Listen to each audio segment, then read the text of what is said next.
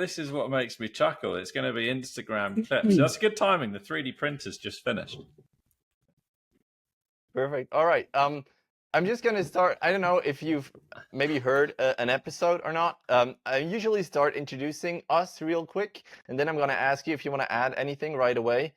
And, Welcome to the Generic Foiling Podcast. Perfect. That's the perfect intro. Yeah. And you know what? Let's just get into it. This is episode 45 of Up on Foil. And let me introduce us real quick. I'm Matt, dad of 3 kids, teacher, and an average foiler, and honestly, an average podcaster. If I compare myself to you guys, Liam and Freddie, hosts of the Generic Foiling Podcast, probably the biggest, or at least the best show I know. From what I've heard, I think you're above average foilers, but not pros either. And but you both work in the water sport industry. Thanks, guys, for taking your time. Is there anything you want to add or correct me if I wasn't 100% correct? We're just here to try and get some of your listeners over to our podcast, really, Matt. That's the principal reason for being here. Go check out the Generic Foiling Podcast. We're not in video format, although for this special occasion we are, thanks to Matt's efforts. Hello, everyone. Oh, shit. Are we actually going to be... The whole thing's going to be videoed? Yeah. Oh, fuck. Okay. But this is behind you. You have your hands sorted out. This is Ribena, everybody. You know what? I'm just gonna, because I don't have a jingle as you guys have, but I thought this might be a good one. Maybe I could lend you one. Oh no, I'm a guest. I don't have access to my media. He's got the can opening. That's good. Yeah, that could be my jingle. I'm not sure yet. But you started 3 years ago with your podcast, and I didn't note everything down while I was listening to your show. So everything is a little bit from memory, and maybe it's not. Maybe I just come up by myself. But you started because you were chatting all the time when you went to sessions or coming back from sessions. Is that how it started? Well, we saw an in cash money wise. We thought someone's got to really take this and run with it before it gets big. Because that's when if we get in early, then we'll get onto the big money early. So that was all that idea was, and I think Liam's looking after the money because I haven't actually seen much of it. No, I'm saving it. It's in investments. It's in Bitcoin. No, sorry, we 3 years, Liam. 3 years. 3 years. I started thinking about that the other day. It was like end of August, start of September, 3 years ago, which is pretty nuts that we've managed to chat this much crap since then. And it's averaging what? I guess it's 110-ish, so it means we're at about 2 per 3 weeks average over the 3 years, which isn't too bad. Eh? No, I was disappointed at it. You wanted one a week. We've been around for 3 years and we've only done 114 episodes. It should have been how many weeks a year? 156. 100 something. Yeah, but it's pretty close. Yeah, no, at the time that it started, I was still teaching. So I was teaching water sports, winging, kite foiling, kiting, all that stuff. And Freddie was doing same thing as now, so working for a distribution of various brands in the UK.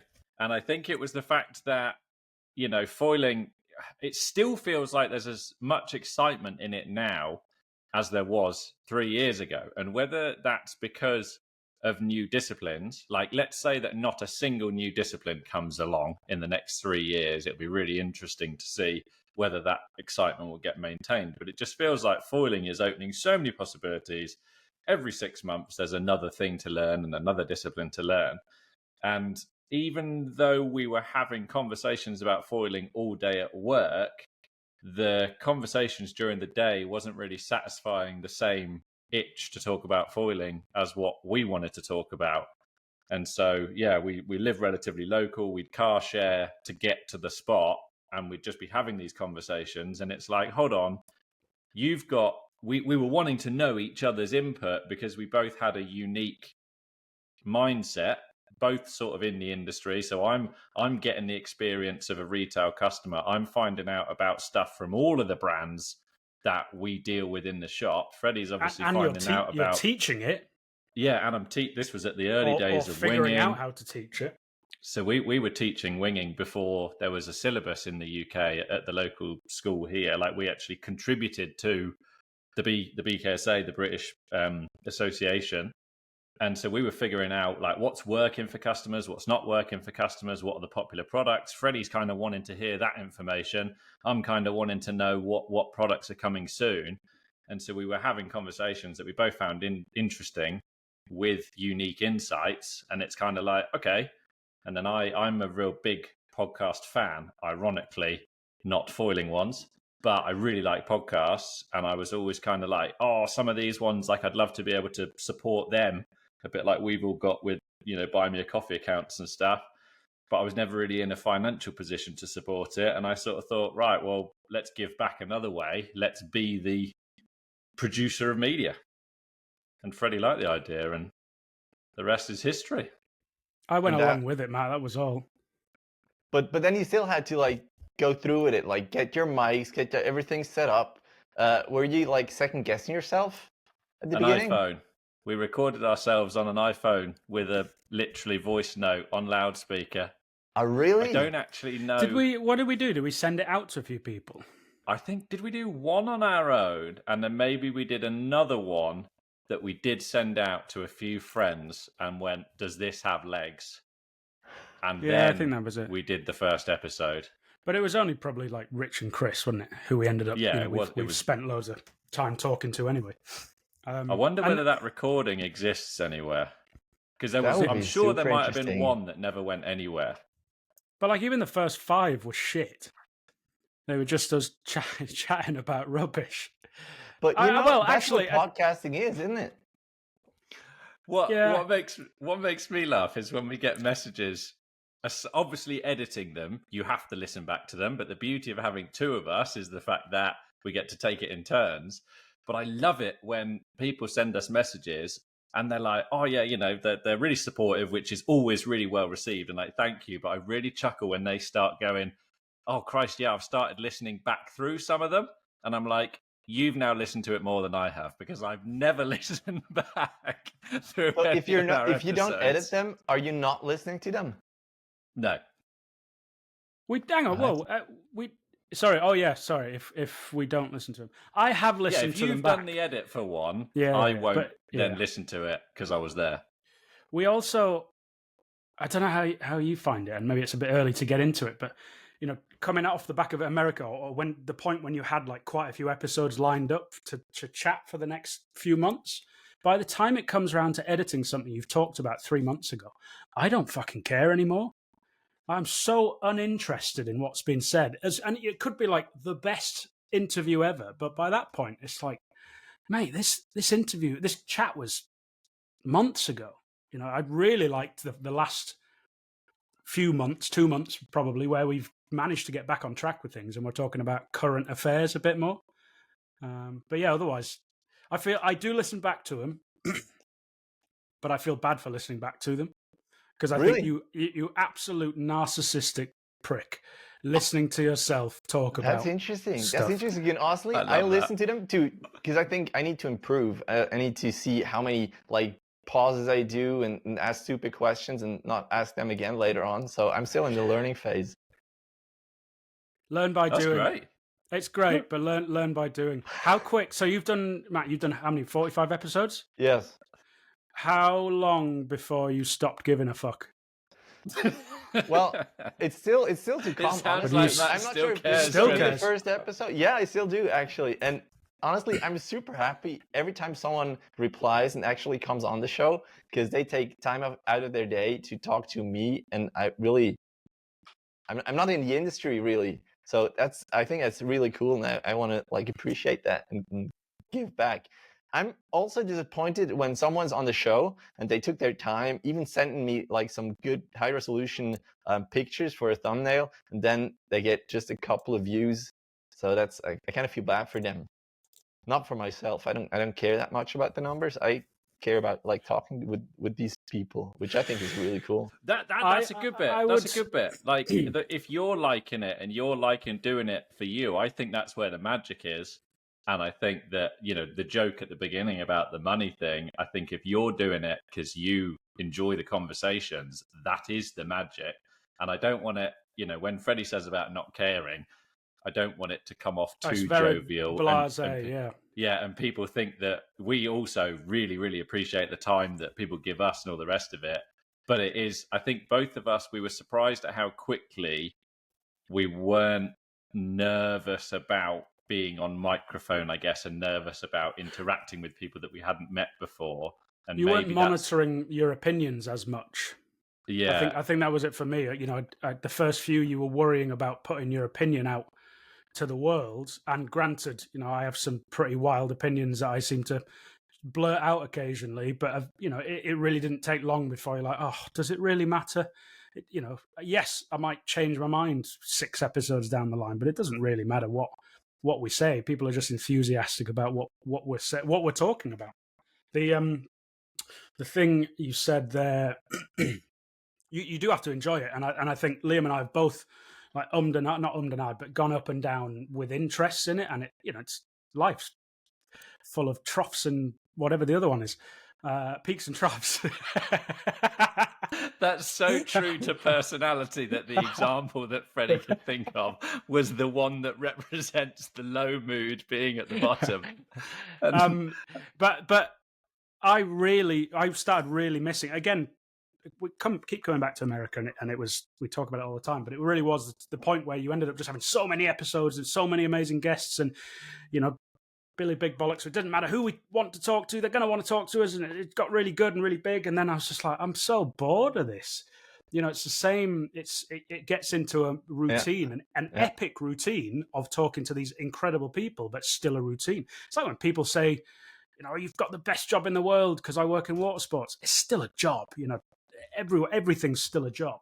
But I really like going back and doing the episodes just me and Liam, which is how we started, because it's just you two frothing off people, and you don't have to, you know, we're probably a bit different to maybe some of your customers, because not customers, sorry, interviewees, because we've just stormed onto this and started chatting loudly and relaxed. But you know, the first half an hour of any chat, you're like trying to warm up to this person, get them to say something stupid, but also not think you're a knob at the same time. You don't have that when you're relaxed and having a nice conversation. Those are the ones that we get nowhere near the listens, but that's probably the ones that we get the most comments about potentially. Yeah, and the loyal listeners definitely and the ones appreciate those. And we enjoy them the most. Like I learn from a lot of stuff. A lot of people that we talk to, but I learn from processing, thinking through stuff with and bouncing ideas off Liam as well. So you just got to do what you enjoy. You can be more indulgent in your own.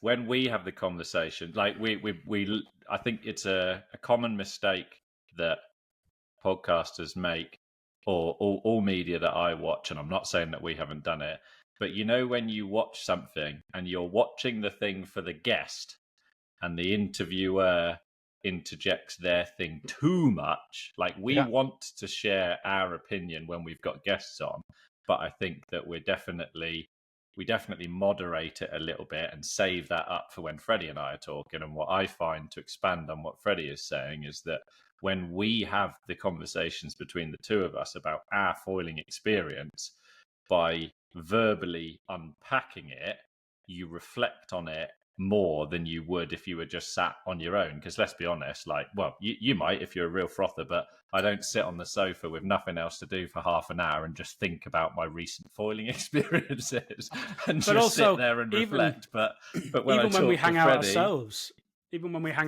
you know, if we go around each other's house or post session, or we've all got busy lives now.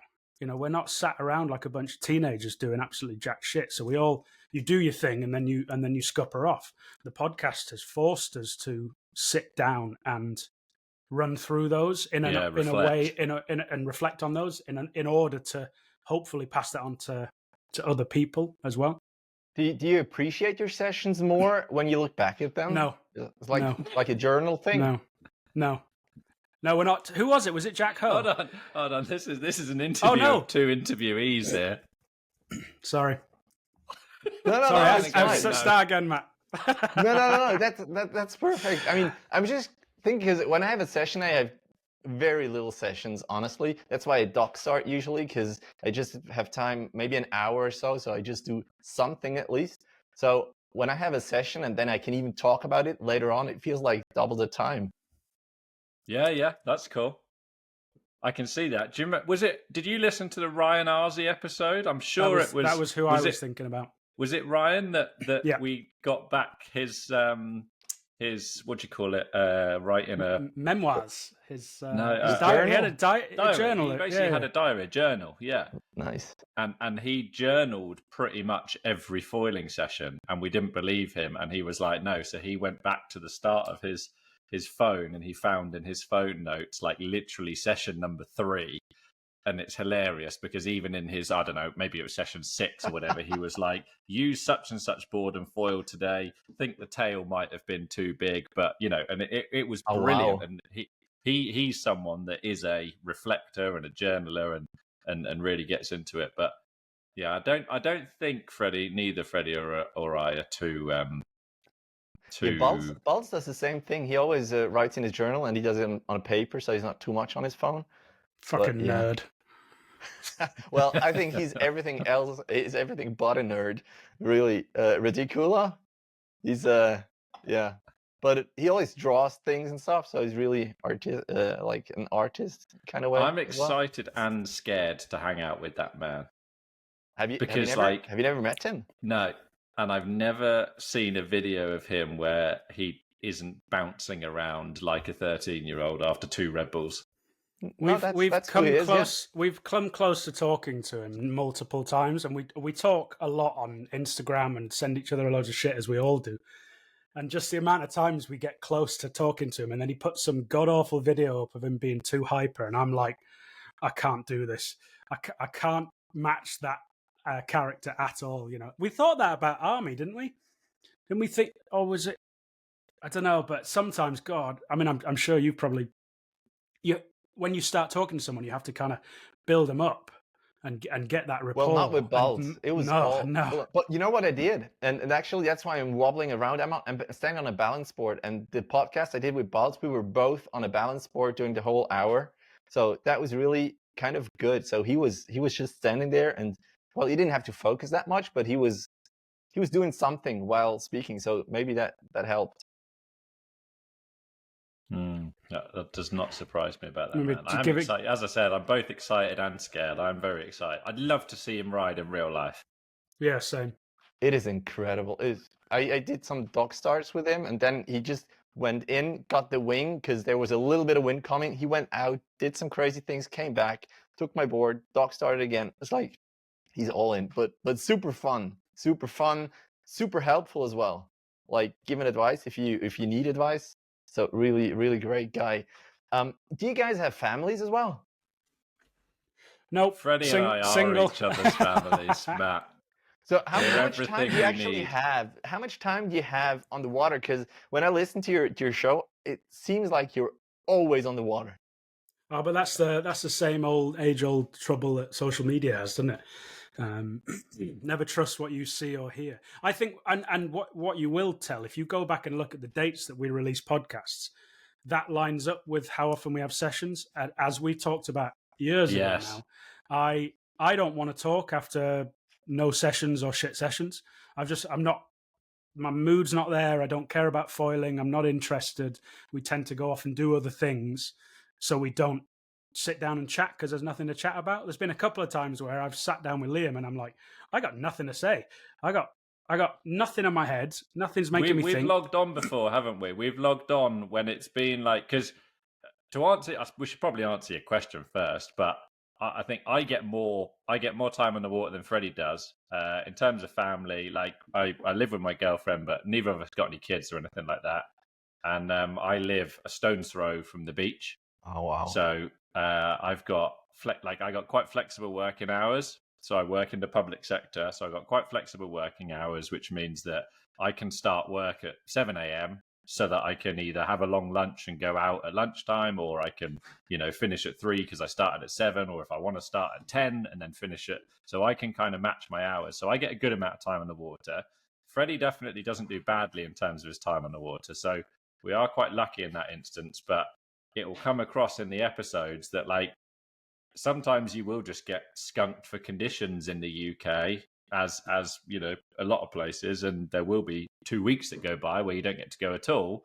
And then there's other times when I've had weeks where I'm getting 2 sessions a day for, a week because it's just good conditions and I'll make it work around the tides. But back to what Freddie was saying, there's definitely periods, mostly like in the winter when the conditions are a bit rubbish or whatever, we've scheduled to sit down and both of us are either had a bad session the last time, sometimes is the case with Freddie, or if we just haven't had a session and we're frustrated that there hasn't been good conditions or there just hasn't been any conditions, we've logged on before, as we have now on this the podcast platform, mic's ready and everything, and just been like, I'm not really feeling it tonight. Are you? No, and binned it off within 5 minutes. And the funny thing is about that, Matt, sometimes we will still have a chat.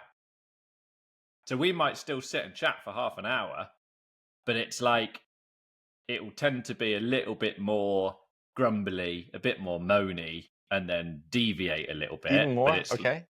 Yeah. Even more. But it's that I guess you get used to having that like slightly therapeutic reflection. So we'll still have that between us, but it's like, is this entertaining for anybody? Is this, we try and be a bit technical, a bit of foiling news, a bit of informative, but we do also try and entertain people. And it's like, this isn't entertaining. It's dark outside. It's cold. It's wet. Neither of us have been on the water for longer than we'd like. Blah. Has that changed at all in the last couple of years? Like, did you start and always like had your questions ready, you were super focused, and then it started to like get more easy over time? Matt, we joke about it, and I don't think people take us seriously. I would say, no, actually, we have written stuff down that you want to talk about sometimes, but it's not. It's the loose. It's very loose. It's loose cannon. Who we talking to? Log on. Shit. Who are you? Off we go. Yeah. Which you've definitely had some questions for people. We've not, maybe not for a little while actually, but we used to have a little Google Docs thing. But otherwise, it's like, no. Sometimes if I get the chance, sometimes I think it depends on who the person is, because you can. You only talk to people that we want to talk to, so naturally, like, you want to talk to them about what you want to talk to them about. You don't have to generally, or we don't have to generally, I don't know, sit down. Liam's always got millions of questions. Mine are generally a lot more relaxed and off the top of my head kind of thing, and I might have a couple of questions that I want to ask. On your website, you have like a form. Is that still going? Yeah. You have like this form, and I was wondering at the beginning. Of course, you were asking people to come on your show. Is it now the other way around? Are people asking you if they could come on your show? The general rule, so the fun rule. We have a rule, Matt, and anyone that has asked will now understand this. If you ask, it's a no. So you have to make an appointment then. We have to be the one. I'm not going to walk through a chat for an hour and a half, 2 hours with someone I've got no interest in. So generally, if someone messages but us, we've also had people ask that we are interested in, but we've also stuck to the rule. Yeah. Hence, kind of why we haven't talked to Balls yet. No, we just no. All right. If people ask, we shouldn't. There might have to be an exception to that, because I've had some good chats in the last few days with Dominic Hoskins, who we have had on before from Foil Drive Europe. But annoyingly, he basically wants to have a chat, and I think the annoying thing is he's provided some stuff that he wants to talk about, and I'm like, that is good stuff to talk about, and I do want to talk about that with you, but it would be going against that rule a little bit. Yeah. All right. We have a form online, do we? Yeah, I think so. At least that's how I wrote you in the first place. Oh, right. Oh, that's awesome! I didn't realize. I didn't. You sure that's not the progression project, is it? No. It was your show. I see it from the logo that Liam is wearing on his shirt. That's incredible. There we go.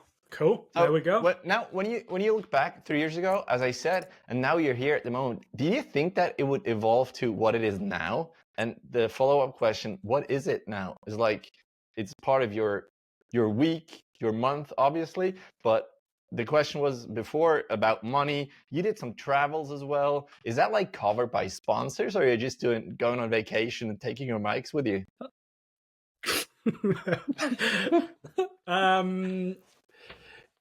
Well, hang on. Sorry. How many questions were in that question? You've done a Liam. Yeah, he's done a me. He's done a me. You've asked 3 questions in one question. So 3 years ago, did we see where it was going to be? People never answer a question anyway. You can just talk I'm about whatever you bad want. at it, as you've noticed. I tend to find a tangent, That's and that's fine. why Liam's good at keeping me back on track. When we started, we said, well, we'll do a few. There was a clear. Do you remember the number? Yeah. Because I said it. 200, 500 or something? We were going off people. We were going off listens. We said we'll put a few out because we had plenty to chat about. If people start listening to it, we'll keep going. You know, we never started it with the intention of getting as world renowned as we are now, or not.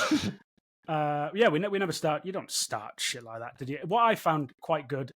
I'm not really a creative person, but I really like having this as a bit of what I see as a creative outlet. So, you know, even now we don't want it to. We've said to a lot of people, which we'll come on to it. I've got a job. I like my job.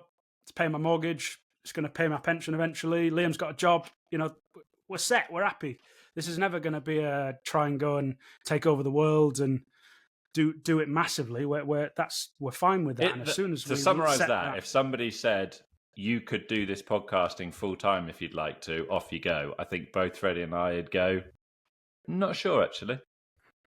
That it gets boring. It's get the routine. That's what you said before, right? It's just it's going to be the same thing all over. And that's it. You know, we go through phases where it is a routine, but especially not at the minute. It's probably not as much of a routine as it used to be. And it goes through phases, ebbs and flows constantly.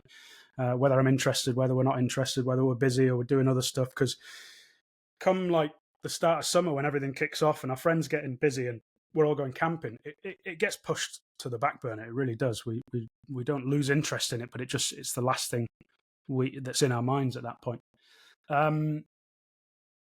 We just want to keep. We're happy keeping it going, and I think the nice thing, like I did put pressure on myself, and we talked about wanting to do one a week, and churn it out for as long as possible, and that ends up putting a lot of pressure on yourself. And I think we're a lot more comfortable now, relaxing into, okay, we don't have anything to talk about.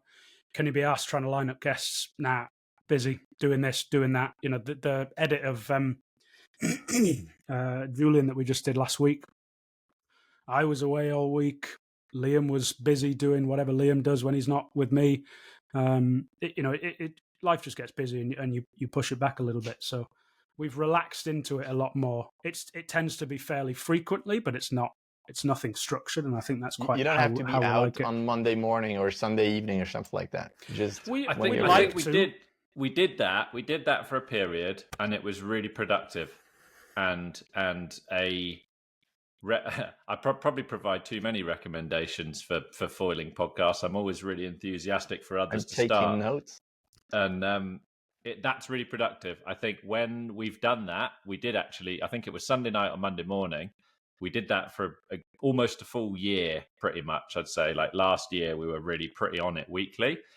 If you're really targeting growth and that is your thing, yeah, do it. It's really important, like because people get used to you coming out weekly. I do it with the podcasts I listen to. You get quite used to roughly when in your week you're going to listen to that thing. You know, roughly every week there's going to be a new one there. It kind of becomes part of people's schedule that they look forward to it if they're a loyal listener. And then it means that if someone new comes along, it's like, oh, bam, look, it's coming every Monday. So like it is productive, but because we're not pursuing growth and we don't have a sponsor that is demanding that we do it weekly or anything like that. We're just like, we'll aim for roughly, we're aiming for weekly. If we miss a few, not too fast. And there'll also be, there will be periods when you'll have 3 lined up in a week and then you've got a few ready and that's great. I remember at the beginning, because my initial motivation was kind of genuinely, I like podcasting and can I give back almost? I remember saying to Freddie, if 300 people listen to this regularly and they're enjoying it, then it is worth our time because let's allocate off, I don't know, you break it down. So we record this now. Let's say the recording is an hour and a half. Let's allocate an hour for chitty chatty back and forward, trying to arrange it and schedule a time and whatever. And then let's multiply that by 2 or 3 editing time, and then half an hour for pushing it out on socials or whatever. There's like 5 hours, and you've got 300 people getting an hour and a half of entertainment. Like, that's a pretty good ratio, isn't it? Even though it's only a few hundred. That's where our head went. And the funny thing was that was happening within like 5 episodes, and obviously it's well in excess of that since. Very, very nice. Was that the same motivation for you, Freddie? I honestly can't remember back then, but he's right, and because Liam doesn't work in the industry now, and I do, and I'm obviously traipsing around to all these different corners of the UK, meeting these people for work. And they slowly start recognizing me for the podcast. Yeah. And that's just cool for the ego, if nothing else. But you start thinking, actually, this is really quite nice. People seem to really, really enjoy what we're doing. Even if they don't think we're doing it that well, and I've, absolutely no doubt at all, we've got a lot of people that don't like us. But those that do, it's fairly frequently I'm meeting people now, and they're really thankful and happy with what we churn out, and it's quite amusing. It's the first time anything like that's ever happened, and people wanting to talk to you. But that's the motivation, that people just seem to really enjoy it, and we're all frothing about it. It's brilliant. It's super cool, because I had a selfish reason. I wanted to ask Gwen Le Tutour personal questions, and I thought it's kind of awkward, so I started a podcast to. So you set up an entire podcast to do that? Just to talk to people. Well, it's not just for him, but for all these people really that I see on Instagram. Like, wow, how would someone like that do this and that? And I was feeling like I cannot just ask questions like that, and maybe more people are interested. That's why I actually. You probably could have just asked them a question. Yeah. Now looking knowing them now. Yeah, definitely. Yeah, but well, Matt, if you to answer part of your question about going to America, that was effectively funded by listeners on the Buy Me a Coffee thing. On the coffee thing. Yeah. So if you get to meet Freddie and I in person one day, you'll get the second part of that story.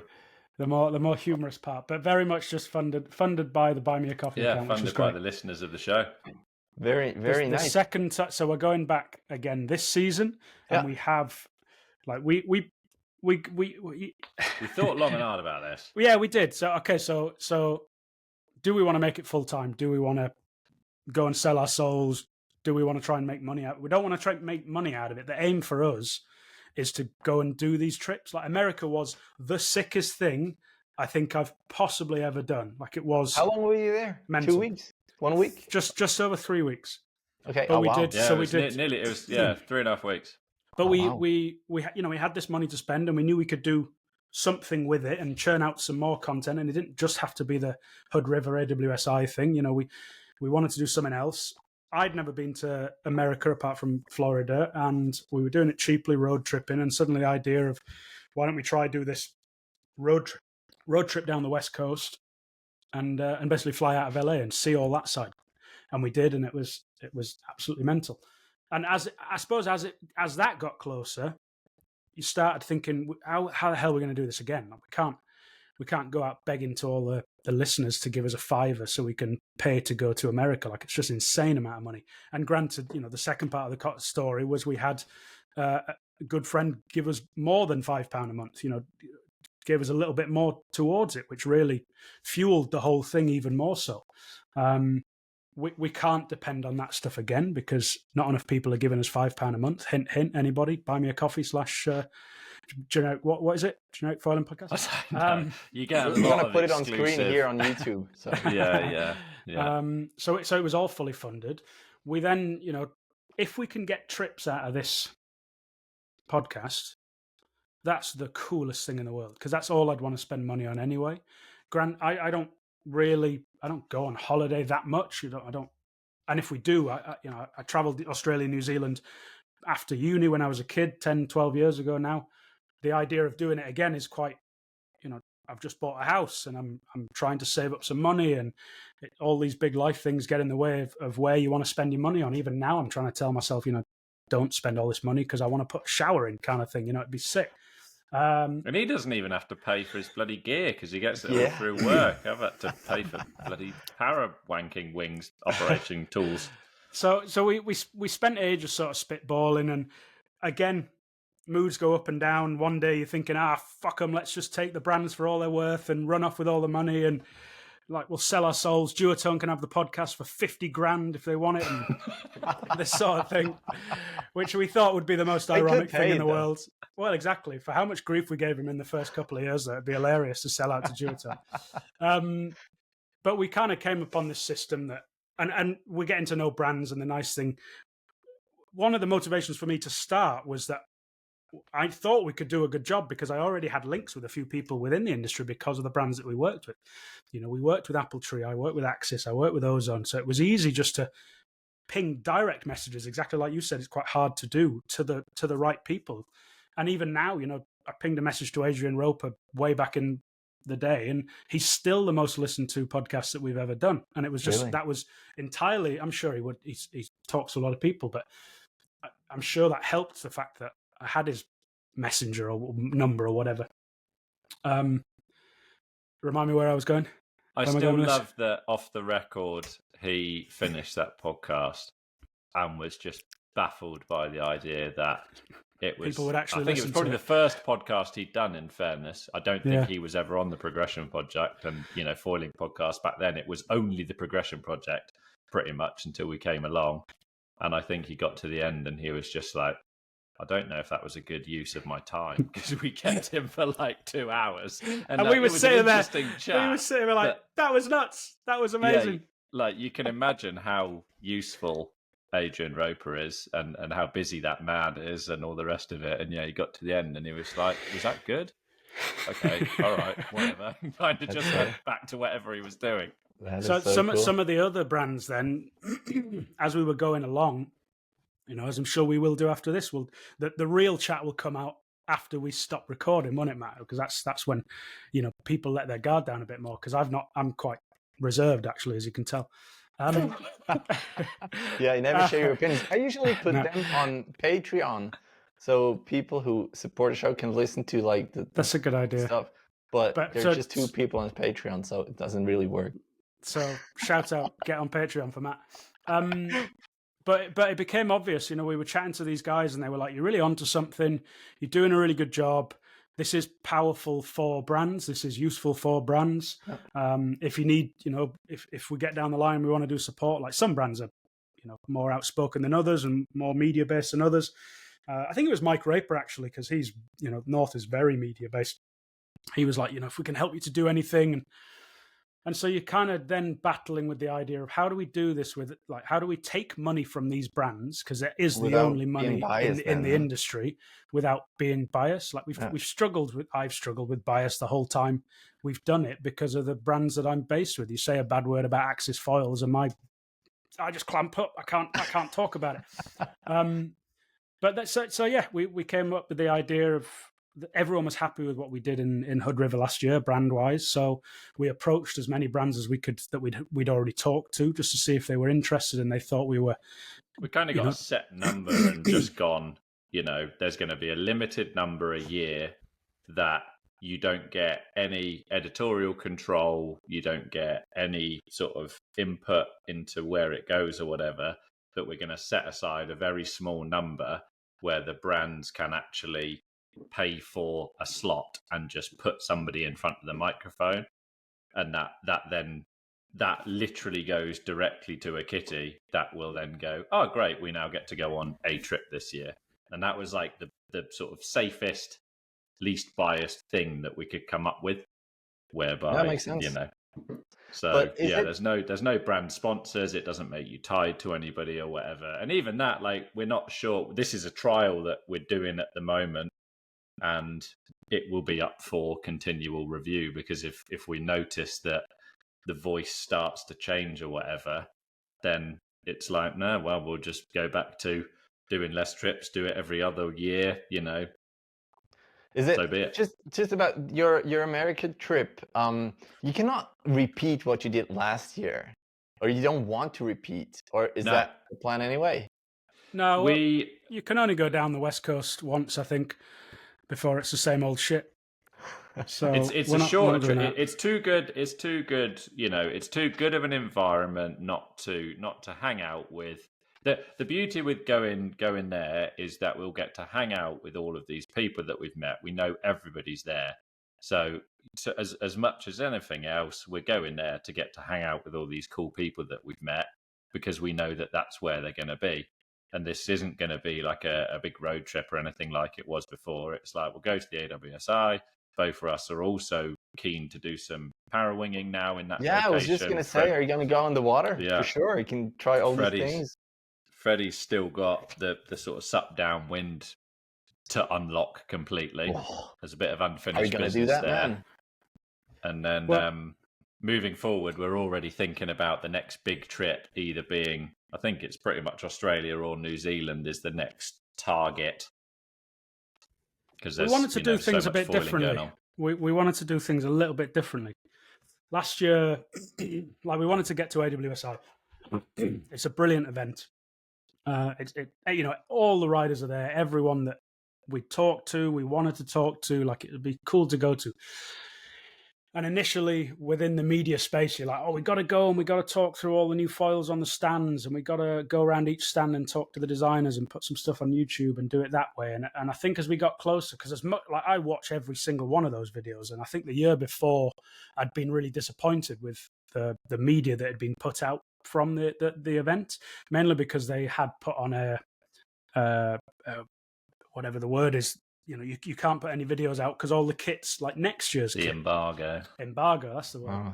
So we were like, well, I don't want to do that. And I've got zero interest in doing that. And also, I mean, once you get Adrian Roper going about reflex nowadays, you just can't shut him up. So it was just trying to go around it in a slightly more relaxed way, which is what we'd essentially done for the last 2 years, is trying to make a mockery of and just have of the industry and have a bit of fun with it at the same time. So it was. The best thing about last year's trip, which probably paid off the most, not pay off, couldn't pay anything, but the thing that we got most interest in was me struggling to learn to downwind subfoil, and me watching Liam cracking subfoiling and losing my shit on Instagram, basically. But the realism of being in that location, because everyone... I meet people here all the time that are like, oh, I'd love to go to Hood River. I'd love to go to Hood River. And just the fact that Hood River has the AWSI was just sort of winner chicken dinner kind of thing for us. It was perfect. But likewise, we can't do the same trip this year. And we've already said we can't do AWSI again. It's been done to death. You know, we've just flogged it like a dead horse. It's like kite surfing going to Cape Town for the last 10 years. Nobody gives a shit about imagery with Table Mountain in the background anymore because it's just boring. So we wanted to try and do something different. And that's where... And again, it was Mike Raper, actually, that put the idea in our heads, because we'd love to get onto YouTube eventually, but we're both too dumb and lazy to figure out how to use cameras and mics and all this sort of jazz. But the likes of an Australia trip, as soon as you start thinking... okay, we're getting money out of brands, say, you know, if we're selling slots, or you know, all this stuff is useful to brands, and they do it to all their riders, and in every industry, in mountain biking, surfing, snowboarding, all these podcasts, you know, they're all supported by the brands, and they're obviously taking something useful out of it. Well, Mike was inviting us to his house in Australia, and it kind of got the ball rolling, in my head at least, to kind of go, what would be that as a viewer? You know, I consume anything that pops out on social media, on the YouTubes, from all these brands that I'm interested in, including videos that I already said I don't want to do myself. But you know, can you imagine something more interesting than going sitting on Mike Raper's deck, being cooked a barbecue in New Zealand, and just chatting about life? It'd be incredible. It'd be so cool to watch. And I raised the idea with Axis as well. And Evan, who co-owns Axis with Adrian, was like, oh, you'd probably just end up going fishing with Adrian. It'd be rubbish. And I'm thinking... Perfect. That'd be like the most watchable thing in the world. It's like Vic and Bob Go Fishing is one of the most biggest YouTube things on videos series on YouTube. The two comedians go catching fish, all that kind of stuff. Going sitting in a boat with Adrian Roper and just learning how his brain ticks. It'd be so good. It sounds amazing, but filming it at the same time, you probably would have to bring someone along who films it because. Well, this is just minor issue. I don't need problems, Matt. I just need solutions. I don't need more problems to deal with. Ray-Ban glasses. Well, that do the video for you. Yeah. All of us will wear that, and it'll just be a close-up of a hook in my thumb going, oh, bloody hell. You know what? Sorry, go ahead. No. I was just saying that's the idea, basically. That's the where we'd like to see things going. That sounds like a really good plan. I want to get into your downwinning later on because I'm struggling as well. But I want to also get back into your podcast, and I want to talk about your jingle. Like, who came up with that? What is it even? Well, you're obviously not a massive listener, Matt, because you would know that if you'd listened. You should know. And the brilliant thing we really enjoyed is Dave West gave us shit for it ages ago. And it just fueled the fire because we could finally we could lay into him about more stuff. You build up these brilliant relationships with people over social media, which is kind of half the fun about all this stuff. Never met Dave out in our lives, but we give him so much shit, and it's brilliant. Our good friend Rich, that we lean on in the media world in the UK because he's a foiling spiritual guide, you might say. Spiritual guide's a good one. He has a son called Charlie, who is 9, 8. Well, at the time, I think he was 8 when he composed that music. Nice. He's a budding musical composer, and he threw some electronic music together. The truth of the story, they were coming back from New Zealand, weren't they? It was their summer trip to New Zealand, and I'm pretty sure that it was Christ knows how many long. They did a summer trip to visit Rich's brother, and basically gave him an iPad for the return journey on the plane to entertain himself. Everyone had been telling us you need a jingle because it was just me going, "Hello, we're here to talk about foiling." Is this thing on? Is this thing on? And I tell you, probably you I don't know if you find it the same as well, but when we start recording, like geeing myself up to get into the hey guys, we're here, we're excited. I'm not that kind of person. Jamie O'Brien. We just needed something just to ease us into the podcast a little bit, and it was Rich. We're still waiting on that energetic fizzy drink company to really get involved and boost this to the next level. That would change things. Yeah, Rich said leave it with him, and he palmed off the job to his 7-year-old, 8-year-old son Charlie, who absolutely smashed it out of the park. I'd say, wouldn't you say, Matt? It's brilliant. Definitely. I don't know how expensive he is because you plan it at the beginning and at the end per episode. That's going to be expensive. Liam did actually a one-off payment, pay him off, and he got paid with a 3D printer, which he has gratefully used on a number of occasions to very quickly complete homework tasks. Because I did a little run through for Rich and him and how to use it, and I can't remember what we did as the first thing, but I basically showed them how to use it, and I think Rich has taken a bit of an interest to it as well. But Charlie likes it because he'll get a piece of homework that's a bit creative. And of course, he can just turn up to school with something he's made and 3D printed himself. And it's quite hard not to give that a good result. And he's like, I didn't even have to do anything. I just told the computer to go. And here it is. Very nice. All right. I haven't actually heard that. Sorry. I've listened to hours of your podcast, but not everything. And one episode that I've listened through, the whole episode, was your second Christmas episode. 2 hours, 45 minutes. I didn't listen to it in one sitting. It was probably divided into different commute ways. But I mean, you must have been all wrinkly, all Hey, we didn't get out at the end. For the listeners of Matt's Foil, Matt's podcast that don't listen to the Generic Foiling podcast, the first Christmas, It wasn't the first. Was it the first? No, I don't know. The first one was 2 hours. The second one was 2 hours and 45 minutes. That's a fun. No, but the funny thing is though that we didn't get out for 4 hours. We stopped the recording, I think, because the microphones died in the cold, and then we just carried on. By that point, we had so many beers in.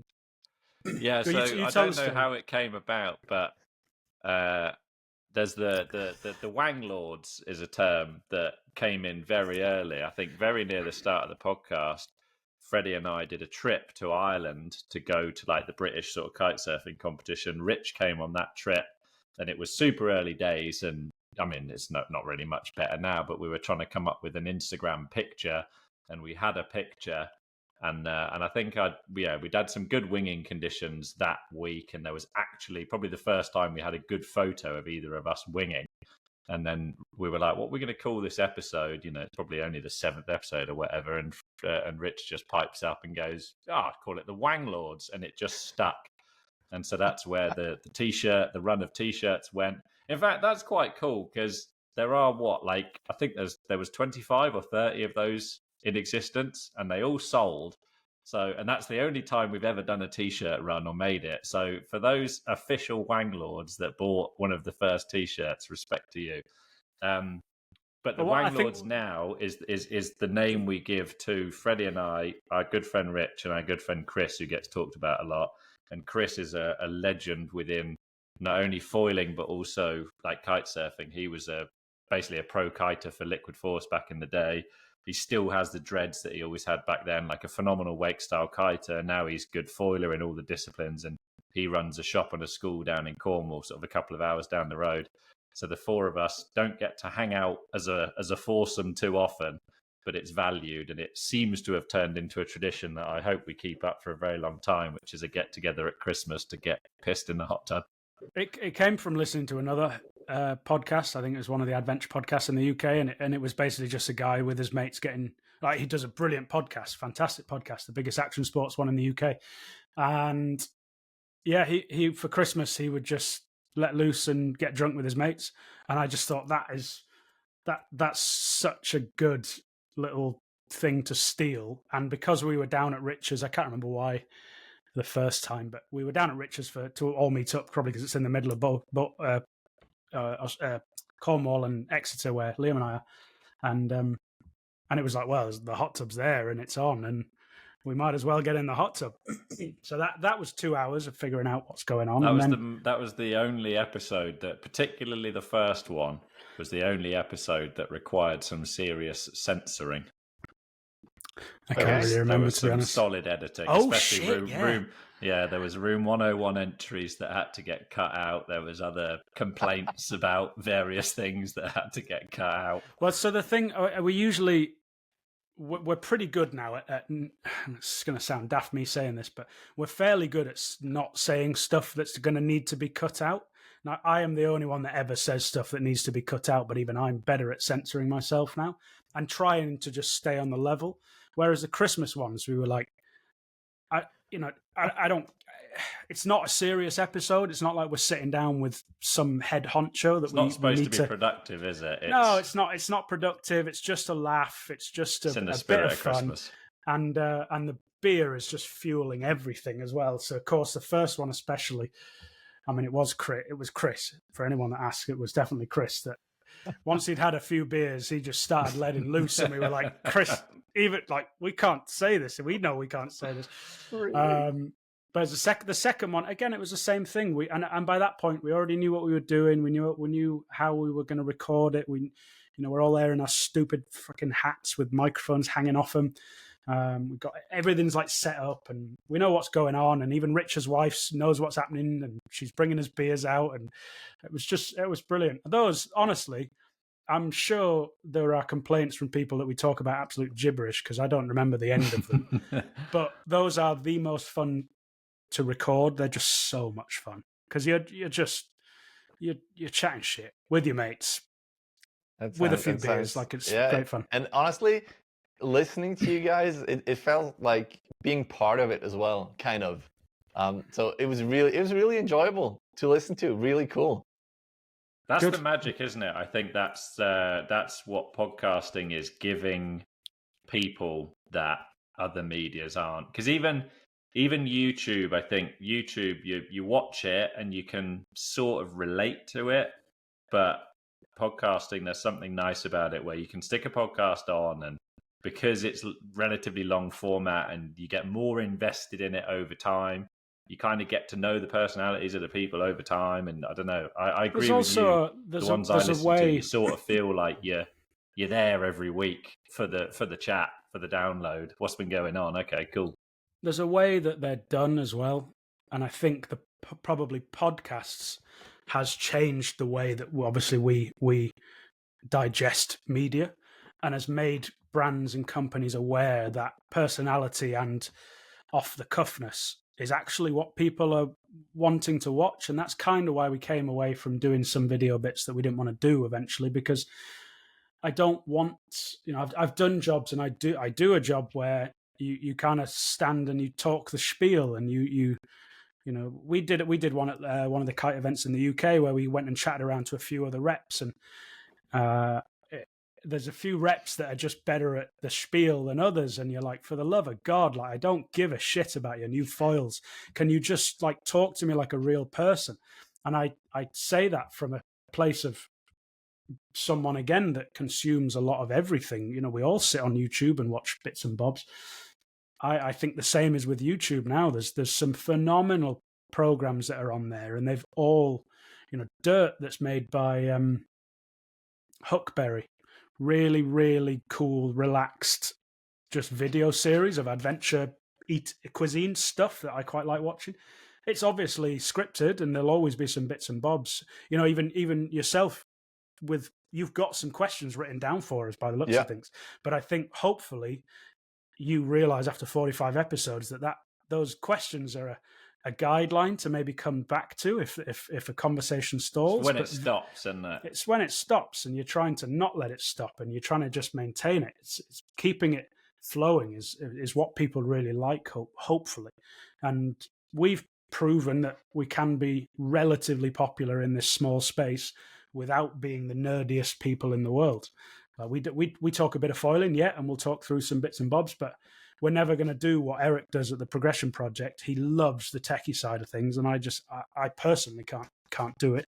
Yeah, you tell that as well with the guest on. I think that is super refreshing, really, really amazing. Plus, you have this great good cop, bad cop thing going on, and I really love that. And I still have my questions on because I don't want to forget about them.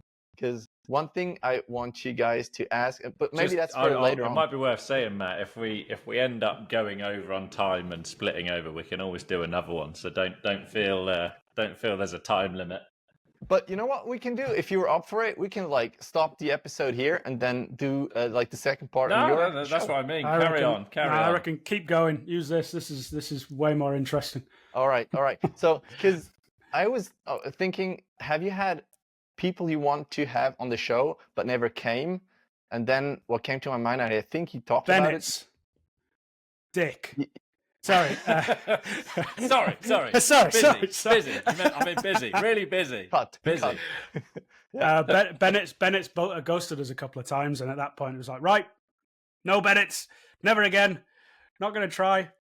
The frustrating thing was he said on a couple of occasions that yes, and was keen. But then it was like, okay, great, let's do it. Okay, no. You clearly don't want to, so what? Okay, fine. That was a How many times were you sitting you're now ready to record and the guest didn't show up? Well, we did that the other day. Once or twice. Liam did that the other day. I did that for you. I'm really apologetic. No, it's no worries. Not the first one. Only once or twice. But I think it's never a purposeful, mean thing to do, is it? We were the same. I'd definitely forgotten about what we were doing this evening until you messaged 2 hours ago and kind of went, oh shit, yeah, good job. So we do the same thing. We do the same thing as you, where it's like, you know that it's going to slip people. If the calendar invite doesn't come up, if the phone's got loads of notifications and it gets lost, it's so easy to do. But no, it has happened, but not too often, actually. Casey did it. And the nice thing, as again, all of this stuff, Casey stood us up 2.5 years ago. And we took the piss out of him for it on an Instagram post, and then everyone takes the piss out of him for it, and it's brilliant. Oh, that's the way to do. All right, that's gives good. you some good chat, doesn't it? How about Gong though? We've asked. He's another one. We've asked multiple occasions because it's not that's one of the most requested guests from the listeners. But it's not just them that want us to talk about it. Like, I'm genuinely curious to know what goes on inside the brain of Patrice, and like recently seeing the clips on Instagram of their warehouse production in France. I presume you've seen that. Like, they are building a monumentally large facility, and you know, we've had a sole shareholder as well. That was the one thing I was most intrigued to read about there. But he won't talk to us. We've the reason we don't I think, you know, we can't expect, especially now that there's so many episodes, and frankly, some of the ones at the beginning are rubbish. So I always get a bit cautious if somebody comes to us now and they're like, "Oh, I want to start listening." I'm like, if you've not listened to any and you do want to go back, maybe start at sort of like 20, 30, because it's no disrespect to guests previous, but it's also just like audio quality. We had no idea what we were doing. There's loads of other factors and stuff. But I know we've had a couple of episodes where we've gone into quite a lot of detail about like all of the pros, all of the cons of that business model. We actually thought about it because it's quite a sensitive topic, and it's like that's there. And Gong's a good example where I'm always really cautious to just speak about that as an off-the-cuff thing, because, you know, direct to customer, not direct to customer, what customers think, what shops think, what riders think, what all these people in the industry think, it's so divisive that it's like, that's not one I want to enter into without thinking it through. And I actually think we've done a reasonably good job of having a balanced chitty chat in the past about that. But yeah, we've asked Patrice, and again, he's basically always just told us that he's too busy. And which, to be fair, he looks quite busy. Yeah. And he's it's also, like, you know, does he need the marketing? Because it's marketing, isn't it? And they seem to be doing quite well. So do they consider it marketing, or do they need it? Maybe not. So, well, for me, it would be just cool to see him more approachable, because on his Instagram, he's like a super foiler, kiter, whatever, and obviously also a very good businessman. But who he really is, we don't know, and I would love to know. That adds to the mystery, though, doesn't it? That's part of his charm, I guess. That's why everyone's interested. And here's a good question for you, to fire it back at you. There's a lot in the foiling space now. As much as we don't want competition, it's really nice that there's loads of different personalities in foiling podcasts. You know, like Freddie and I are very different. You're very different. Eric's very different. Foil Rat's very different. Dylan's very different. You know, there's so many different personalities. Who do you think, based on what you've seen on his Instagram, would get the best interview with him? That's a good question. You know, it probably depends what you want out of him. That's a good question. It's a big one, isn't it? Yeah. It's hard to say, really. I don't think it would be us, because my theory is we'd probably try to break the ice. You know, I made a joke about the beard. I'd probably make some comment about what's your favourite beard oil or whatever. He wouldn't get it. I don't think it would land, and I think he'd just be like, "Are you taking the mick out of me?" So Dylan's out. Okay. Dylan's out. We're out. Eric could be up there just because he's got the heritage, and he is obviously a foil nerd. Like, he very well prepared and systematic with good questions, so I think you'd be up there. Well, the question is if it should be in French. Almost certainly, it would be preferable to him. I'm quite sure they're pretty proud, aren't they? Typically, because that's one thing for us. Like, we look through where our listeners are. They're not in France. They're not in France at all. Oh, really? Audience. Let's have a look. Live on screen. Maybe because that's somebody that we've skirted past but never met. Gwen. I bet, because he's obviously huge on YouTube with what's his name? American, had a paragliding accident. Damien. Damien, legend from kiting. Gwen, obviously big on the YouTube. I bet he'd be quite a good podcast. And again, like frother. approachable, even though he's top level at everything. And that's what I mean, Ripper. UK, United States, Australia, New Zealand, then Germany, weirdly enough. Norway, Switzerland, Sweden, Netherlands, Canada, then France. Okay. So there's definitely, we're not going to be brilliant in non-English speaking countries. Because again, you've got to think. Understand you, Freddie, to be honest. I suspect if it was a bit more Queen's English, it'd be okay. And also humour as well. Have we? That was it. What's the Portuguese last Axis rider that we talked to? Portuguese. Olivia. Yeah, no. Olivia.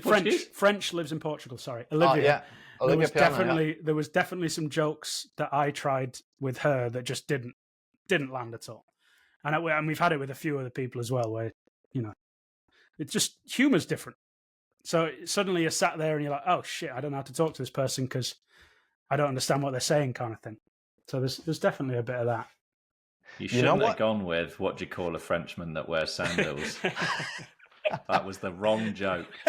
Do you want to finish the joke? Please. Fallop. I love it. That's the only reason you said that. I should use that as a little Instagram clip. Just take it out of the podcast. It's hilarious. If we talked about Gwen before, I haven't seen him that much on YouTube or Instagram. He's just like paragliding now. I haven't seen him foiling really in the last couple of weeks, months. Have you? Don't ask Liam about Instagram. I don't consume a lot of media, so I'm not sure. And I lose track, I guess. Well, if they're not on my brands, I'm not interested. Which one are your brands? I'm not saying all the best ones. We look after Ozone, Fly Surfer, Axis, Apple Tree, Saru's wetsuits, Surflogic, SIC, Infinity paddleboards, Never Summer snowboards, and probably some other ones that I can't remember at this moment in time. What I'm really enjoying at the moment, Matt, is that, I know it's never going to be the high volume sales stuff, but what's it called again? Parawanking. Parawanking. And it's causing a stir. It's not going to be high volume. It is for the niche. But what I really like about it is the fact that because Freddie works with both Ozone and Fly Surfer, you've got two of the most hotly anticipated. Yeah, but you're joking about that, Freddie. You've got two of the most hotly anticipated products in this space because of their heritage. But everybody always wants to know, if you're running a shop or whatever at the time, it is kind of like, okay, well, which one's the best? And I really enjoy the fact that as a distributor, he not only has to learn this sport, and it is always better as a distributor if you can use the gear that you're selling and relate to your experience. So we're like right at the beginning, the product has only just landed and he has to like learn it, figure it all out, try both of them, and then figure out like, well, which one is a bit better? Which am I going to push? How many am I going to order? And all that sort of stuff. And I just really enjoy that catch-22 for him. Because I don't learn stuff very well. We had it the same with Winging. When Winging came out, we did a catch-up day with the BKSA, the British Kite Surf Association, put on like a what is this sport kind of thing, and we all went to Portland and we all stood and went and brought whatever our brands were producing. I had the Wasp V1 back in the day, and it was just comical to see all these like essentially legends of British wind sports that have been around for decades, all flailing around like a bunch of idiots because no one had actually learnt this sport as yet. And all thinking, how the hell am I going to sell this thing? Yeah, it's really weird. Yeah, so you also looked at winging being kind of a stupid thing at the beginning? I think we all queried it, didn't we? I had a really good experience with winging because I lived in the Netherlands for like just under 2 years, and winging came about whilst I was there. And I was on an island in the north. I was working quite a lot. I wasn't on the water anywhere near as much as I am at the minute. And so I didn't see winging, and I wasn't keeping up to date with watersports media. This was long before the podcast or whatever. And so I was there on my tiny little island in the Netherlands, like going kite surfing in the waves. It was quite good for big air before kite surfing big air was a thing. And then I came back and I literally moved back. And very shortly after I moved back, I can still remember the session. Southeasterly is at our home spot, is the wind direction you look forward to because you get actually good rolling groundswell. Well, it's not groundswell, it's wind swell, but it's got enough of a fetch to turn into good rolling swell. And so it's like, if you want to ride waves, it's also quite a good direction for wave riding, kiting as a goofy rider. And I remember coming back, southeasterly forecast. I'm really excited. I go out on my wave board. I'm like, this is going to be sick. I'm going to go get some good waves. There was quite a choppy face on the wave that day. So yeah, the kiting, it was better than nothing, but it was like, I've got loads of speed and I'm just chattering off the rail all the time and it's not quite as good as it could be. And whilst I'd been away, Guy Bridge, the local, had learnt winging. And so he was winging the same conditions. And of course, that tiny choppy face did not matter at all. And him being the talented athlete that he was, like this was when he was still probably world top 20 kitefoil racer in the world. He just picked up foiling and winging like that. And I watched him absolutely making the most of wave conditions that we all do and love now. And I literally had that. I've seen that. I want to do that. Like that. You're exploiting a condition better than I am. You've got more freedom than I've got. You're not restrained by this thing. And so I had that was the most Freddie-like my mindset has ever been when it comes to like learning. And what I mean by that was I wasn't interested in the learning experience. I was like, there's my end goal. I want to do that. And the first however many sessions until I started getting into it were a bit of a write-off. And I think it's foiling in general and all the disciplines of foiling that have made me a little bit more like open to the learning process. But yeah, so that was actually quite fun. I can still vividly remember, which I can't say is true for all the disciplines or any other sport. I remember seeing it in action and being like, I want that. I'm doing that. Yeah, I can remember because my start with winging, I always thought it looked stupid. I still do sometimes, but then I saw Balz. You're not wrong. I saw Balz and Michi downwinding on Lake Neuchâtel, which is like a maybe 40-kilometer long lake here, and they were surfing the wind swell. And for me, that was so cool. It looked so cool. Like, I was the same. I want to do that, and that was after kite foiling a little bit. It was so easy to learn compared to kite foiling for me. And as soon as I had that, I was like, all right, I want to just keep on foiling on gong stuff because I don't have any money. So that was for me as well. I saw that and I wanted to do that.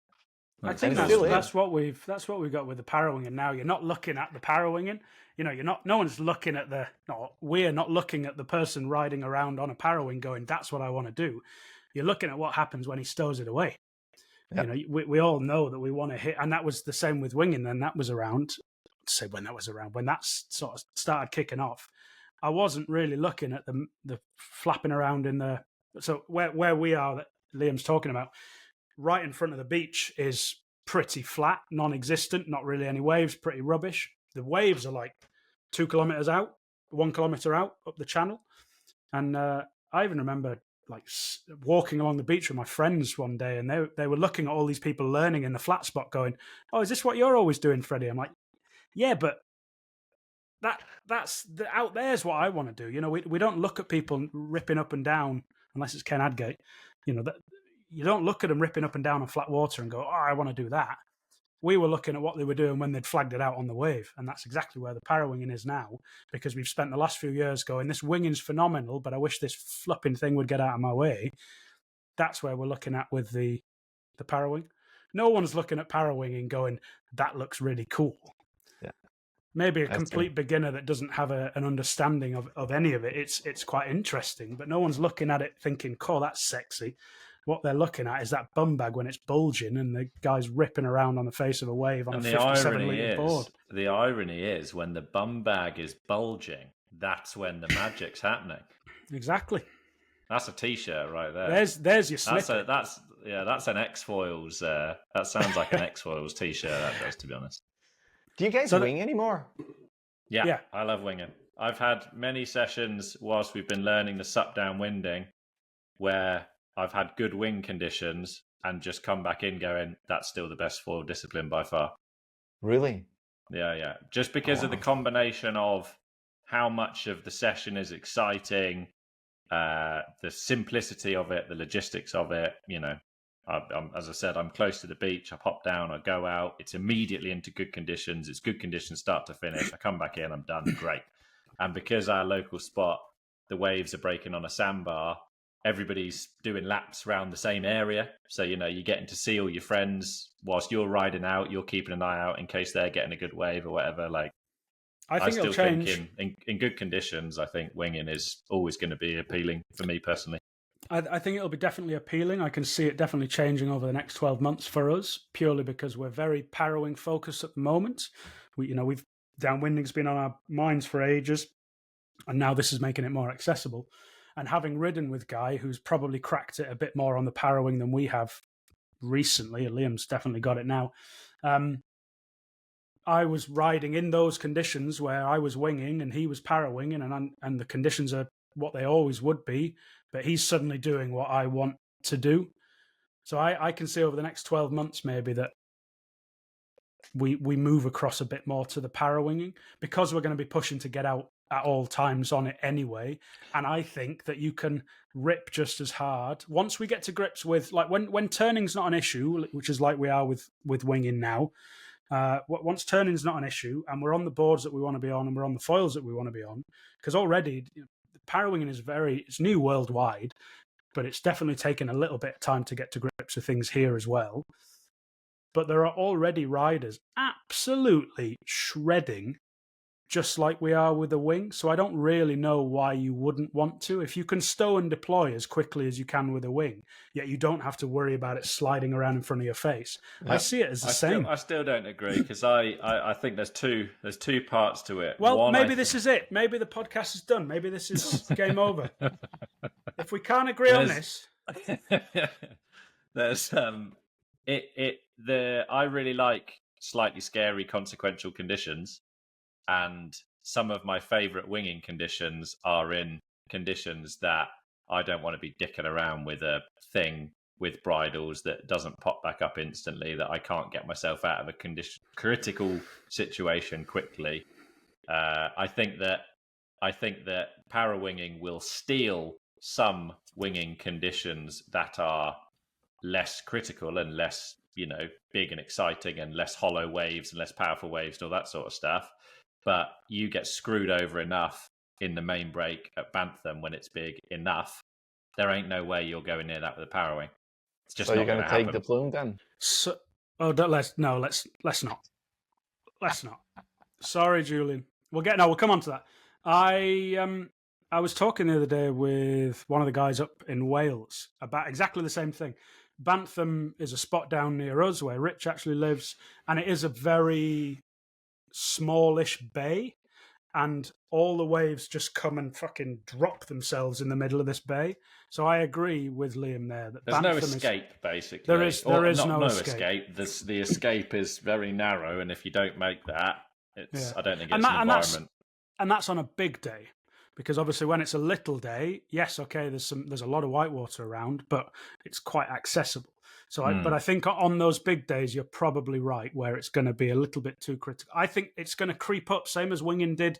We all talked about winging would be like 10 knots to 20 knots, 25 knots to begin with, and then anything over, we were still going tight wave riding. Windsurfing. No, we don't do that. But it's same kind of thing. Windsurfers would generally say when it gets over 25 knots, they'll go windsurfing, and then it pushes to 30 knots because suddenly the wings can get a little bit more, handle a little bit more, and we're suddenly dropping on smaller foils, and we're able to ride smaller foils in more marginal conditions. It might be windy, but not massively windy, because you can make the foil work. Just clarify, what sort of timeline are we looking at then, Freddie? I just want to make a note in my calendar when I can expect to see you in head-high at least waves at Bantham with your Parrowing. Okay, well, yesterday Bantham, you went an awfully long way downwind. You didn't even make it back to the beach. So I just need to understand what I'm looking out for. You're distracting from my point. I do agree with you. Picture. So Bantham's a no, because there is no escape. And Connor that I was chatting to up in Rossniger, same thing. Tiny bay, all the waves come in, smash, brilliant waves, not very many ways to get out of it. Gwythian, I'd quite like cross shore, cross off Gwythian straight down the line, not having to deal with a bloody wing when you're on a 6 foot solid wave. And there's a shoulder and a way out. This is where all the guys... I want a very secure bum bag that when I'm getting tumbled in the waves, that thing is staying secure. It's going to happen. That little Velcro pouch on the Ozone waist pouch system at the minute, that little bit of Velcro is not going to be enough to keep that thing wrapped up. And I think so, to conclude... I think that if you get these spots like we can get in certain places, that all the waves just accumulate in one big spot and there is no way of getting out very easily. Like it took winging at Bantham when it's big, I still don't really enjoy because it's carnage. It's carnage. You've got minimal ways to get out. There's never any wind when you want there to be wind. There's white water everywhere. It's not an easy place to ride in general, let alone learn. It's one of those spots you've got to be good to ride at in general. And the reason parawinging is becoming super popular is because in the locations where maybe it's a longer river break, even like Exmouth, where there is no critical place in Exmouth. It doesn't matter where you are in unless Exmouth. it's a very big southeasterly. Unless it's horrendous, which it very rarely is, there's a way to get out. I can't see Exmouth never being unsuitable for a parawing. Gwythian, I say that because there's a shoulder. Gwythian's one of the big surf beaches in the UK map. But I'm on the map down here and just checking the place that quickly googling. Some of the lads have, over the winter time, Genty, one of our pioneers, waterman, top waterman guys. He's well into the parawinging now. Been in Barbados a few times over the winter because he's a doctor, he can afford it. Nice. But he's talking about he's never going back to winging if he doesn't have to, because you ride into a not beach break, a rock break. What are the point break? Yeah. You ride into a point break. You ride epic waves. You ride off the shoulder into flat water. Nice. You hook the parawing back up, and you go and do the same thing again. Like in those conditions, where obviously we're all wanting to ride, why would you choose a wing over a parawing from now on? Ever? Is there a reason? No, it's valid, and you can get away from the beach easier because you can have it packed away and just paddle out. It's not dragging along. Like there's definitely pros. At least up until the point where the Ozone Pocket Rocket isn't the best-selling product. As soon as that isn't the top, then when Ozone released the best wing, then is it the best so far? Because I have at the moment, I'm gonna go on vacation the next 2 weeks. I have 7 different parawings with me. I'm gonna test all of them. And Jesus, you're reaching out to the brands a lot better than we are. Well done. Well, usually it's just friends handing me theirs, but also brands actually help me out. And the POW and the Pocket Rocket are, they say they're the best. So I'm excited. I'm looking forward to joke. Although we're really excited about parawinging, we're not the experts. That's so the question for Foil Rat. But we don't even get to who really is, and because I see the problem. That's a good point. That's what we've been trying to take the piss out of. Is the amount of people that have popped up on Instagram and social media and YouTube going, "This is what I think of this product. I can't use it." 30 minutes. But Dave honestly, West, we're talking about you. I love him, man. He's so cool. But I actually enjoy those things even more than other ones, because you have Michi, like Roham, and also Balls. They can take anything and make it look good. So I actually appreciate if someone is struggling. I appreciate that. Yeah, I think I really enjoyed Dave West's video. It did make me question. We did think that he struggled more about his own sort of ability than the product, really. I think that was the cause of the struggling in his case. But but yeah, we're just getting to grips with things. We've had a couple of sessions. We've both had a couple of sessions in waves now, but we're very much beginners. I've completed it. I did a full downwind run. It was incredible. I completed it first. I've been in bigger, better waves than you. But the Ozone is the best one I've used. But then I was having this conversation. This was partly what I was talking about with Dominic Hoskins that I was chatting about earlier. He was talking about all of the BRM product, and whereas the likes of Ozone is obviously an established kite brand where there's shops all over the country that have got it in stock. So as soon as it gets released, they've got some, they're playing with it, etc. I haven't seen a BRM in real life. Whereas you look up YouTube and in the hot spots, in the Hood Rivers, in the Hawaiis, in all these places where there's a lot of foiling people in the know, there's BRM everywhere. So like people are telling me they're bound to be really good, aren't they? They're the second generation from the founder, but we're definitely not the ones to tell you which is the best product. What I thought, because I just took him out today just to see, and the fabric was really different on the BRM, super light and also kind of like slimy somehow. I don't know. I'm super excited. And the coating on it, and the bar is very small as well. But they've also again, because they're second generation. Yeah, you find more tailored to a specific use maybe now that there's the three models. But they've also figured out what material they need and what they don't need. And then obviously with the bar, I was surprised again with the bar. I flew one on the beach a few months ago and thought, bloody hell, this is tiny, but it's perfectly controllable. Like there's nothing there that you don't need, and there's you're not missing something that you do need, because they've used that first generation to go, okay, this is what we can learn from this one. And that's where they'll be ahead. We talked about locations already, and I just would like you to compare your spots where you go out with Hood River, because someone came over to Switzerland to this Lake Neuchâtel, and he actually said, well, this is pretty similar to Hood River, this lake. So must have been a bloody good day. If so, I understand why you're all there. It's just a place to go. Plus, we don't have problem with shuttle. And I tried the paddle. I really struggled. But you can just get in the train and get back up a few stations with everyone wearing suits. Yes, it's really amazing. You in the middle of winter with a wetsuit making a huge mess in the train, and next to people in suits going to work. That's super fun. That's like even more fun than actually paddling. But that's where the Parrowing now, we've already had messages because we've just trying to figure out if we were taking downwind boards back to Hood River. And everyone's basically said, no, don't bother. The Parrowings are just making it completely possible for you to do a few tacks upwind, and you're there. You're already at the spots that you would be shuttling to anyway. Can you guys tack the Parrowing yet? I haven't tried. Freddie has. Wow. I got two yesterday, and they were terrible. And you still couldn't stay upwind. Did you wear a harness as well? So I tried the harness for the first time yesterday. It was quite scary, actually. But then I was about to say, I remember trying a harness for the first time on the wing and finding that scary too. But then I did it and never did it again. So really? That hasn't changed. So I think we're comparing this. I'm comparing the Parrowing now to everything we did winging. Because obviously everyone's coming out, the stash belts, which seem to make sense, but then the harness hooks and all this sort of jazz, and everyone's hooking in, and I've no doubt it'd make a difference.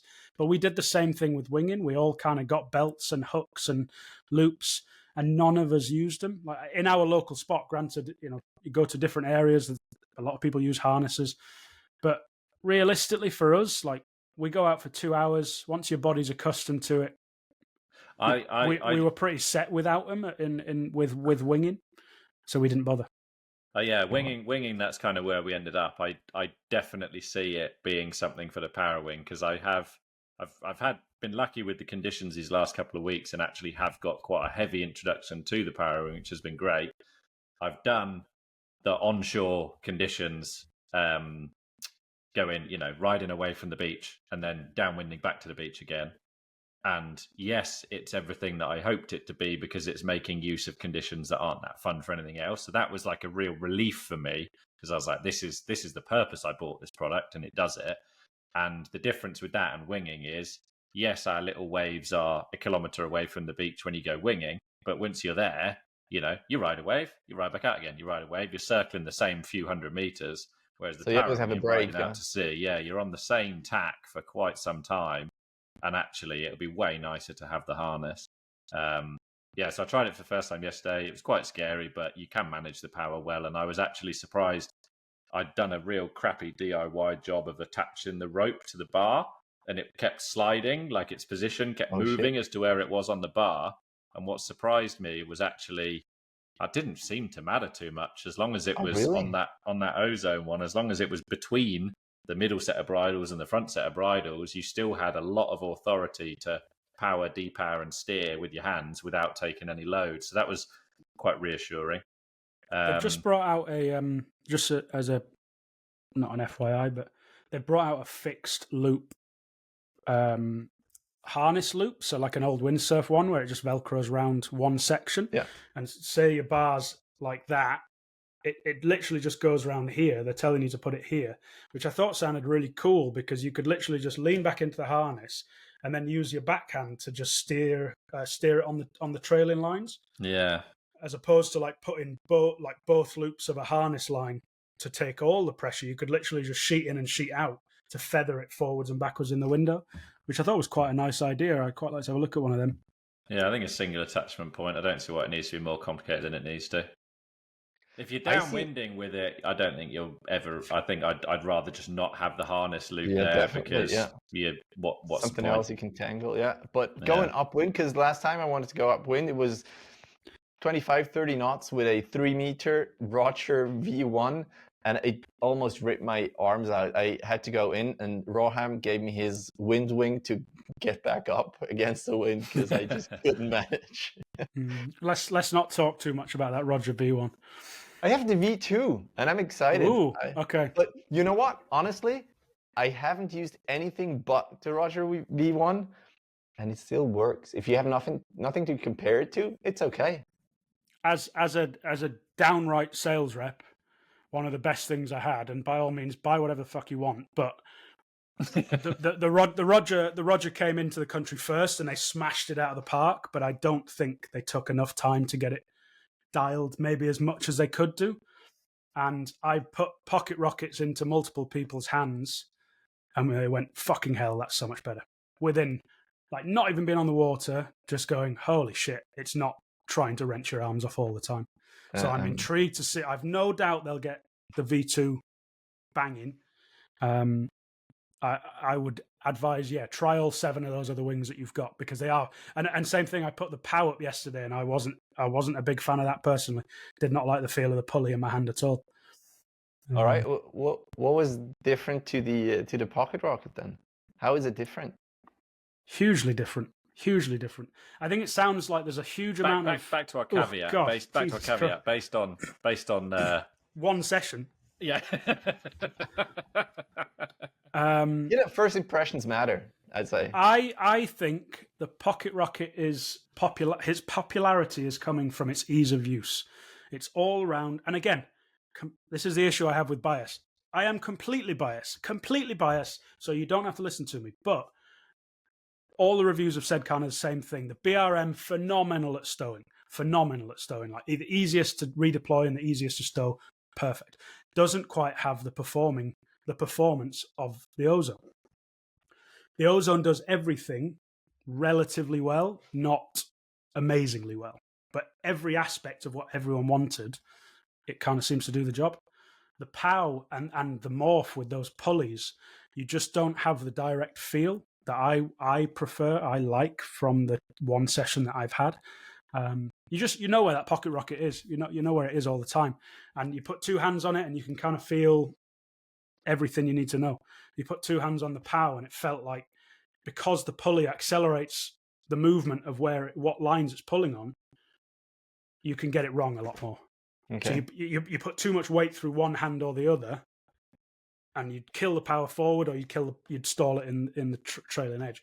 And again, I shot off downwind and I didn't do a huge amount. When it was going, holy hellfire, it fires along. But it's going to take me a couple more sessions to get to grips with it. Okay.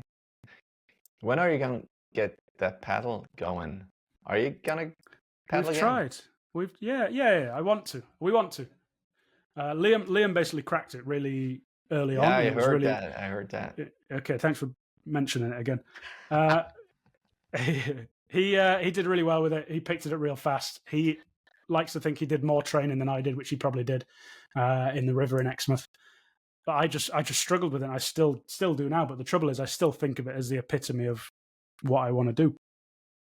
We've had sessions. We go subfoiling. We can subfoil now pretty comfortably. The only thing I would say now, I don't really want a parrowing on the downwind board anymore, and I don't want to do it on a big subfoil foil, i.e. like your big, what would it be, like downwind whatevers or big HAs or anything like that. Having had a couple of goes on the parrowing and comedically both of us I threw my 70-litre wingboard and 800 square centimetre foil at Liam when we were powered a couple of weeks ago on a Parawing, thinking he wouldn't be able to get up for shit, and no problem at all. And then I had a session in some waves where it was fairly critical, used that exact slightly different setup.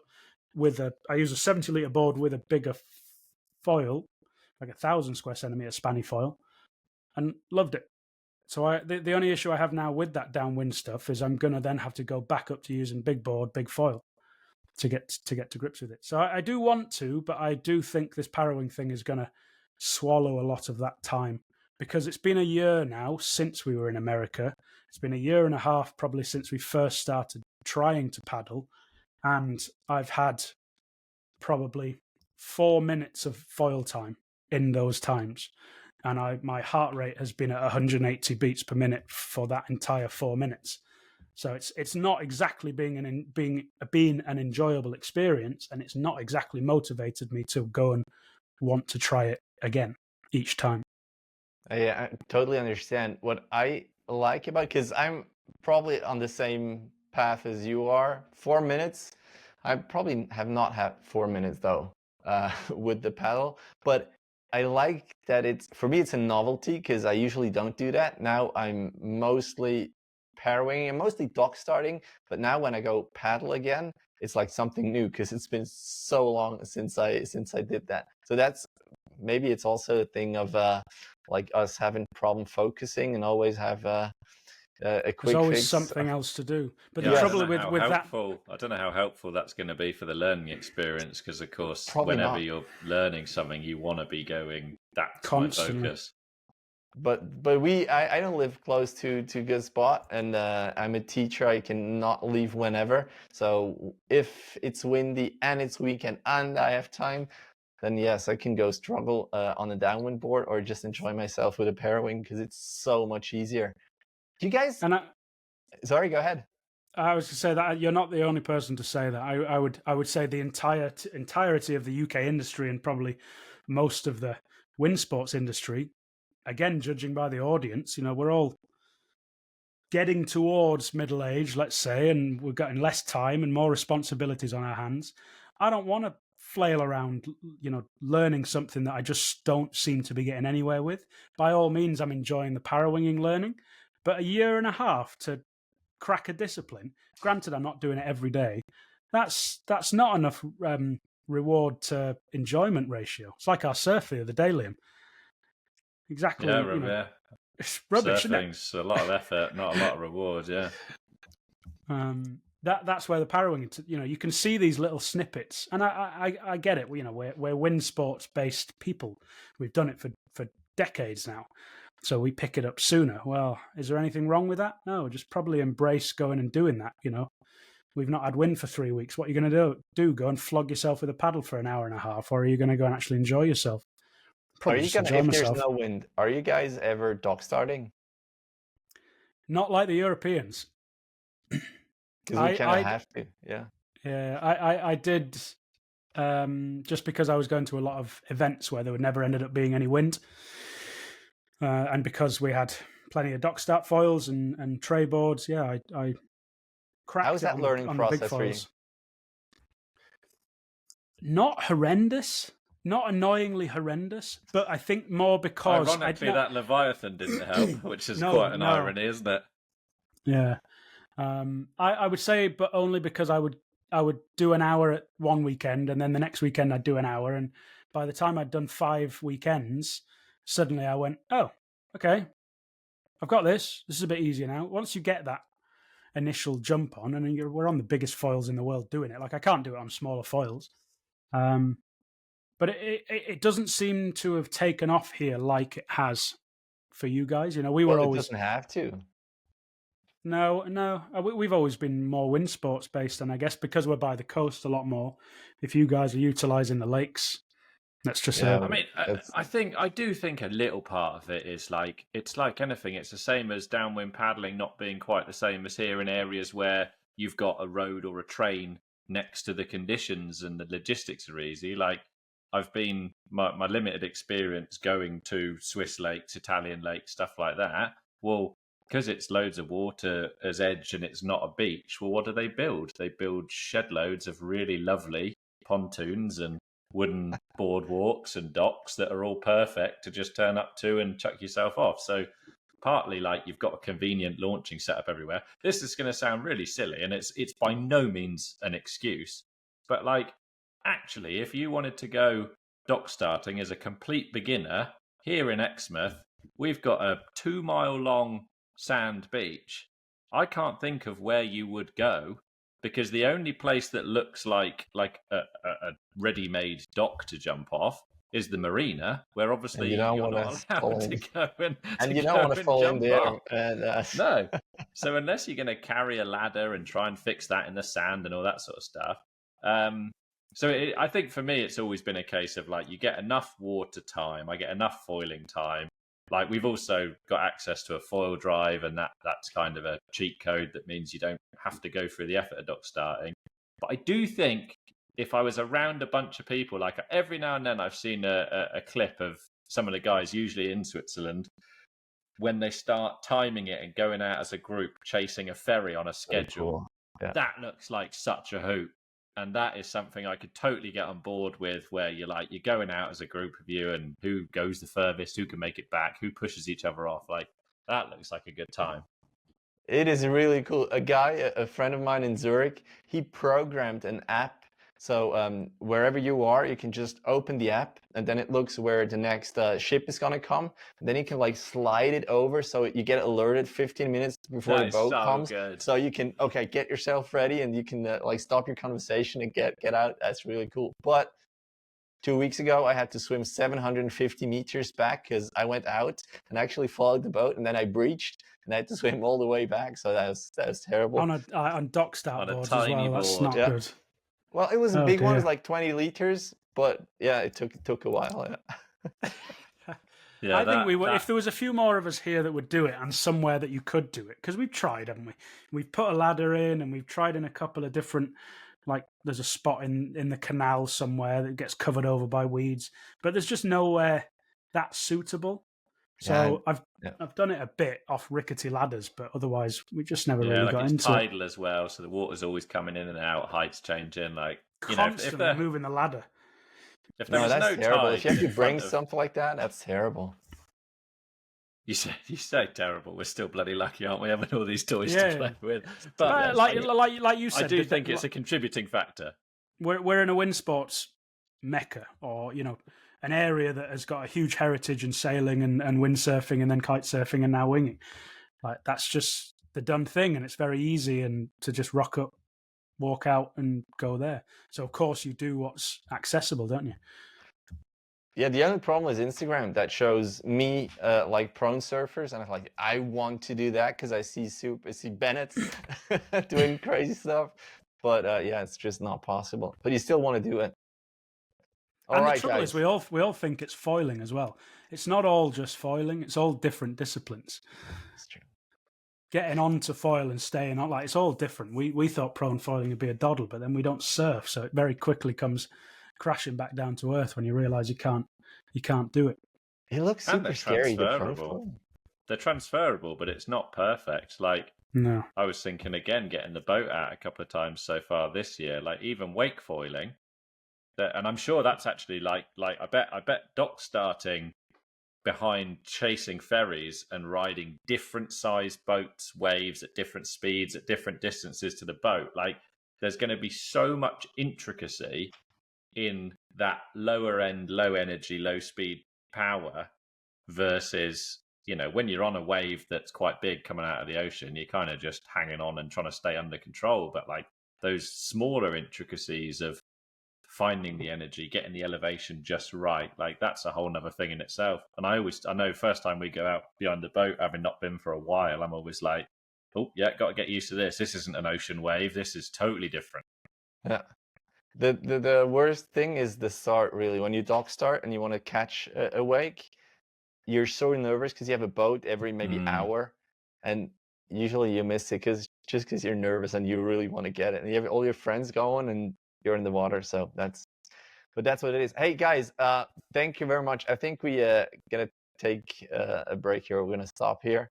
Thank you very much for coming on my show. It was really exciting and super cool to talk with you guys. It was just like listening to one of your podcasts, which was awesome. In the flesh. Oh, there you go.